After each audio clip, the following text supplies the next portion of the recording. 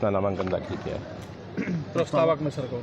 प्रस्तावक में 10 लोग हैं और उसमें मुख्य रूप से अशोक तिवारी साहब, पांडे जी, ब्लॉक प्रमुख है, पूर्व ब्लॉक प्रमुख मिल्कीपुर, ये लोग हैं। क्या मुद्दा है सर? लाइक साहब भी हैं जी। किन मुद्दों के साथ सर आप मैदान देखिए, आप फिर बार बार एक प्रश्न करते हैं किन मुद्दों पे। मुद्दे इतने सारे हैं कि उनको गिनाया नहीं जा सकता है।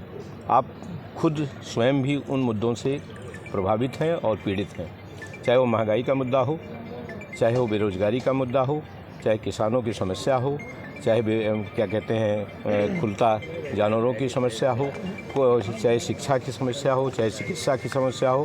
फैजाबाद हर तरह से पीड़ित है। फैजाबाद में केवल धर्म के नाम पर एक राजनीति की जा रही है, जिसका कोई समाज से धार्मिक स्वरूप में तो कहीं कहीं उसका तादाद में है, लेकिन जब उसको हम सामाजिक और व्यवहारिक रूप लेते हैं तो हम पाते हैं कि विकास के तौर पे, शिक्षा के तौर पे, चिकित्सा के तौर पे हमारा फैजाबाद शून्य है। शुरुआत कम्युनिस्ट पार्टी से हुई है। वो गरीबों और मजलूमों की लड़ाई लड़ते थे।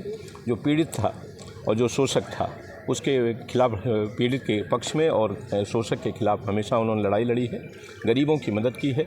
उसके तहत उनका जो विचार था, उनका जो आचरण था, उनका जो व्यवहार था, उनकी जो कार्यशैली थी, वो कम्युनिस्ट पैटर्न पे थी और कम्युनिस्ट के विचारों के तले, आदर्शों के तले, उसी जीवन शैली के तले वो पले थे। बाद में किन्हीं परिस्थितियों के तले उन्होंने कुछ तरमीम किया हो, लेकिन आचरण से, व्यवहार से, कार्यशैली से बाबूजी बाय बर्थ कम्युनिस्ट थे।